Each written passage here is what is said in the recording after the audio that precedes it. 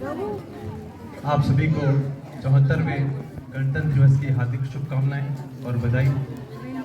आज के कार्यक्रम में पधारे गांव के गणमान्य नागरिक बंधु, डॉक्टर साहिबा, मातृशक्ति, प्यारे साथियों और छात्र छात्राओं, जैसा कि आपको विदित है कि हम आज हमारे देश का 74वां गणतंत्र दिवस मना रहे हैं। ऐसी क्या खुशी हुई है आज के दिन कि 74वीं बार इसको मना रहे हम। क्या है जो हमारे देश के राष्ट्रीय पर्व आते हैं उनमें से दूसरा सबसे बड़ा ये राष्ट्रीय पर्व है। पहला स्वतंत्रता दिवस मनाते हैं हम, दूसरा गणतंत्र दिवस मनाते हैं। आप सभी जानते हैं कि हमारा देश विश्व गुरु था, सोने की चिड़िया कहलाता था। पूरे संसार में भारत एक तारे के समान चमकता था, परंतु इस चमकते हुए तारे को विदेशियों की नजर लग गई। पूरे संसार के आक्रांताओं की नजर हमारे देश के ऊपर थी और किसी न किसी बहाने वो हमारे देश में आने लगे। कभी व्यापारी बन के आए, कभी लुटेरे बन के आए। जो भी चाहता था इस देश से कुछ न कुछ ले जाए।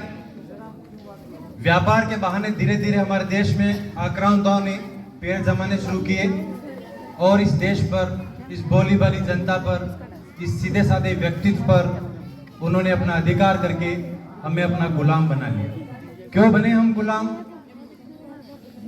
जब एक संसार के ऊपर शासन करने वाला देश गुलाम कैसे बन गया? क्योंकि कुछ कमजोरियां रही।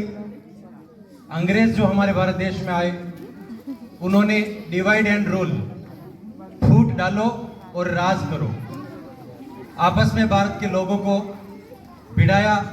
क्योंकि भारत के लोग आज भी हम जानते हैं कान के थोड़े कच्चे होते हैं, दूसरों की बातों पे विश्वास कर लेते हैं और ये परंपरा सदियों से चली आ रही है। उस समय भी कुछ ऐसा ही हमारे ऊपर बीता।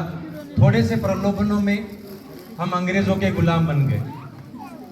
बहुत वर्षों तक उन्होंने अपना शासन किया और हमारे देश के जो नीति, नियम और कानून थे उन कानून को उन्होंने अपने ढंग से परिवर्तित करके अपने देश के नियम हमारे देश में चलाने लगे।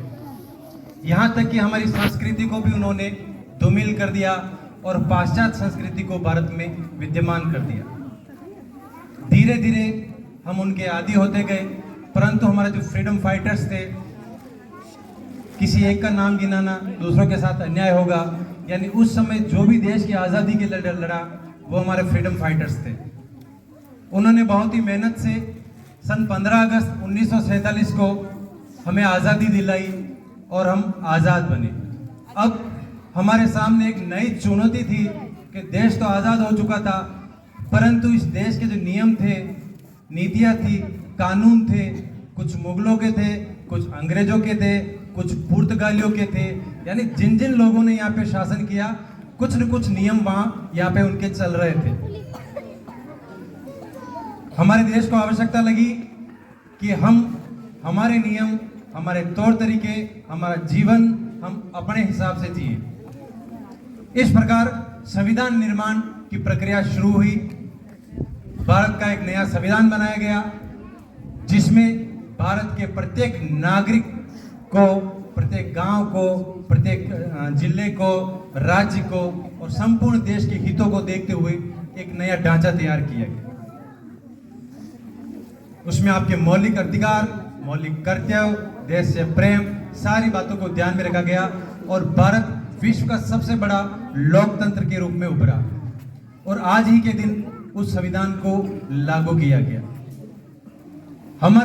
जब हम अपने नियमों से चलते हैं, हमारे बनाए हुए नियमों को पालन करते हैं तो बहुत ही खुशी होती है। पर वास्तविक रूप में देखा जाए, क्या हम अपने संविधान का उपयोग या संविधान में बनाए गए नियमों का उपयोग सही ढंग से कर पा रहे?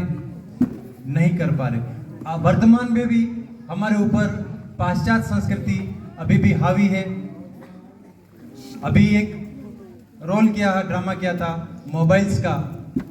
कहीं न कहीं फिर से हम मानसिक गुलामी की तरफ पुनः बढ़ रहे